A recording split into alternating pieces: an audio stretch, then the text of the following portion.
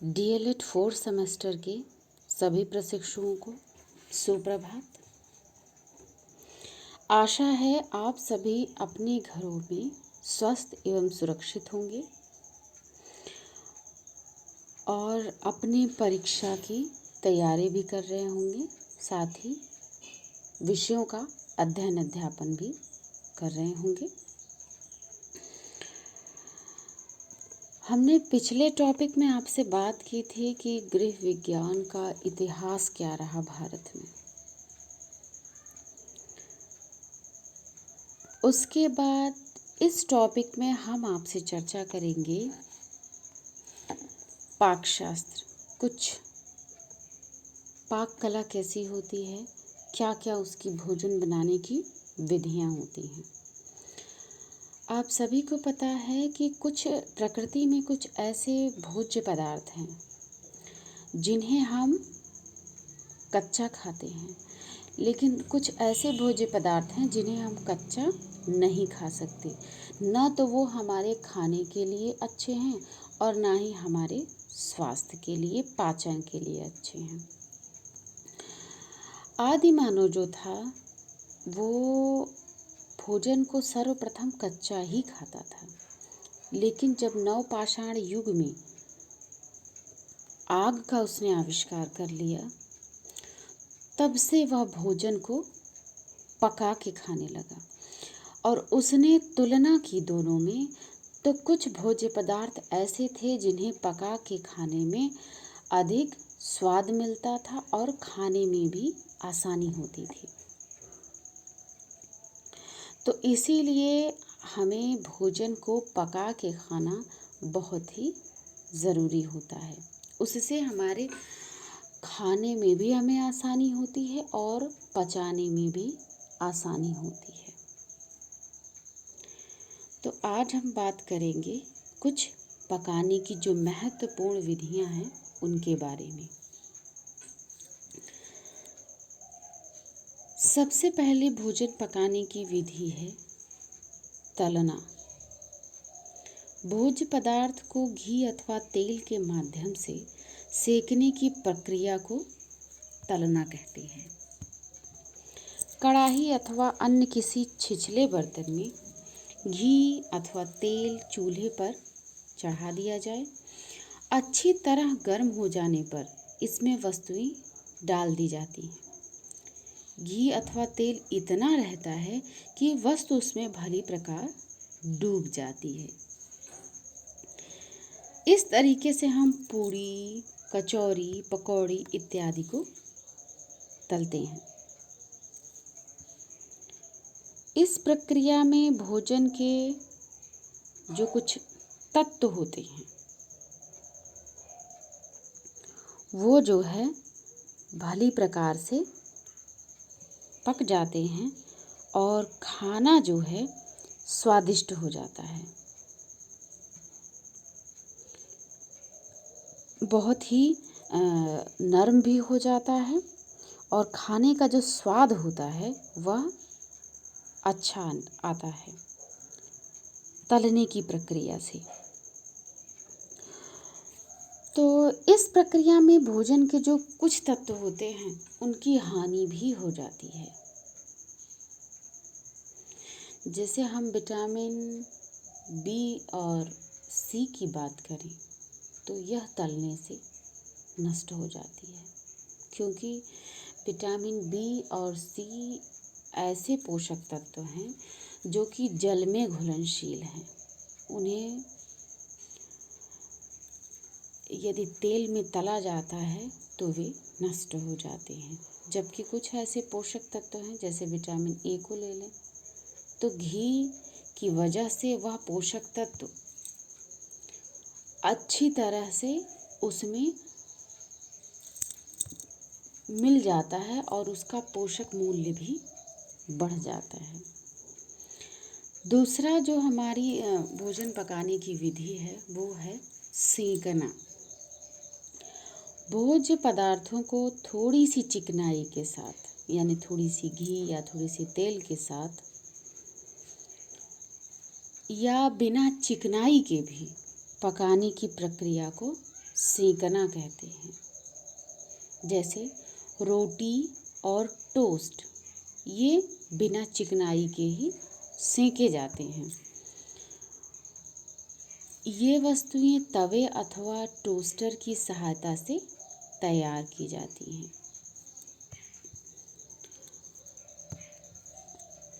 पराठे, डोसा, आमलेट इत्यादि जो होते हैं, इन्हें चिकनाई के साथ हम तवे पर सेंकते हैं।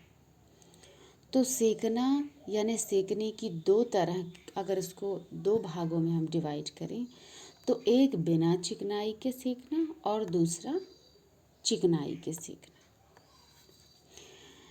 तीसरी जो हमारी भोजन पकाने की विधि है वो है भूनना। भोज्य पदार्थों के अग्नि के सीधे संयोग से पकाने की क्रिया को भूनना कहते हैं। इस प्रकार मुख्यतया चना, लाई, मटर पकाया जाता है। हरे चने हो, हरे भुट्टे हो, आलू हो, शकरकंद हो, इन सबको हम सीधे संपर्क में, अग्नि के सीधे संपर्क में लाकर भी पकाते हैं। अंगारे, गरम राख व गरम बालू में इन्हें भूना जाता है तो इनका स्वाद अच्छा हो जाता है और ये भली प्रकार पक भी जाते हैं। आगे जो हमारे पकाने की विधि है वो है उबालना। आप सभी को पता है, खौलते पानी में भोज्य पदार्थों को पकाने की क्रिया को उबालना कहते हैं। हम किसी बर्तन में पानी डालकर चूल्हे पर चढ़ा देते हैं, उसी में भोज्य पदार्थ डाल देते हैं। पानी खौलता है और वस्तु पक जाती है।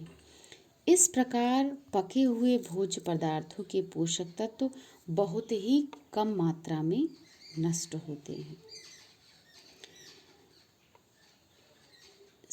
प्रायः सभी भोज्य पदार्थ इस प्रकार पकाए जा सकते हैं, यानी अधिकांश, जैसे हम आलू हुआ, शकरकंदी हुई या कोई भी चीज़ हुआ, हम अगर उसको उबाल के पकाते हैं तो उसमें जो पोषक तत्व है बहुत ही न्यून मात्रा में नष्ट होता है। पाश्चात्य पद्धति के तो अधिकांश भोज्य पदार्थ उबाल कर ही खाए जाते हैं। जैसे हम मैगी हुआ, कोई भी नूडल्स हुआ, चाउमीन हुआ, मैगी हुआ, इन सब को उबाल कर ही पकाया जाता है। सभी प्रकार की साग सब्जियां उबाल कर खाने से अधिक लाभदायक होती हैं। पानी इतना ही होना चाहिए जिससे उबलने वाली वस्तु सिर्फ ढक सी जाए। खौलते पानी में सब्जियां डालकर पकाना अधिक अच्छा होता है। इससे पोषक तत्व बेहद कम मात्रा में नष्ट होते हैं। उबालना ऐसी हमारी प्रक्रिया है जिससे जो है पोषक तत्व बहुत ही कम मात्रा में नष्ट होते हैं और भोजन भली प्रकार पानी के साथ पक भी जाता है। आगे है हमारी जो भोजन पकाने की प्रक्रिया है वो है भाप से पकाना। भाप से हम कैसे पकाते हैं?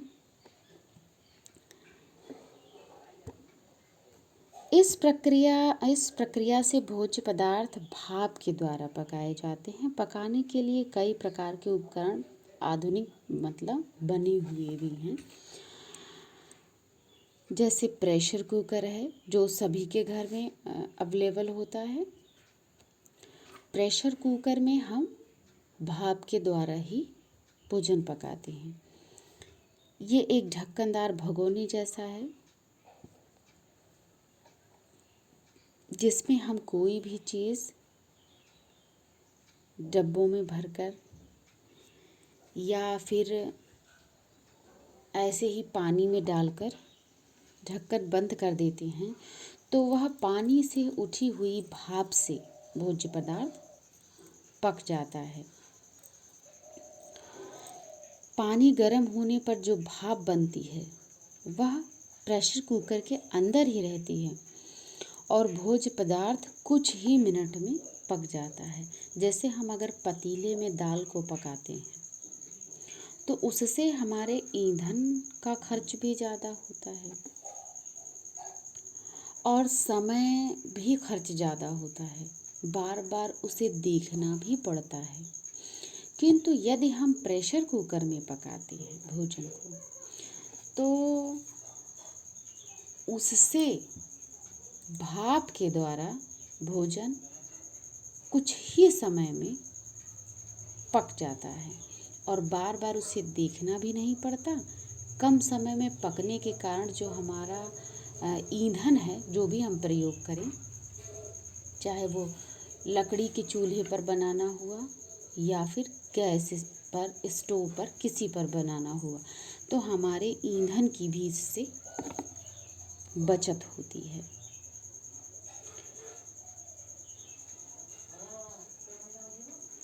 तो ये भाप से पकाना हुआ। आगे जो हमारी भोजन पकाने की विधि है वो है बेकिंग। इस प्रक्रिया से भोज्य पदार्थ न तो चिकनाई के माध्यम से पकाए जाते हैं और न ही पानी के माध्यम से और न ही भाप के माध्यम से पकाए जाते हैं। यानी चिकनाई, पानी और भाप जो आपने ऊपर पढ़ा, उन तीनों ही माध्यम इसे पकाने के नहीं होते। एक तरह से यह कहना अधिक उपयुक्त होगा कि ये उष्ण वायु में पकते हैं, यानी गर्म जो वायु होती है उसमें ये पकते हैं।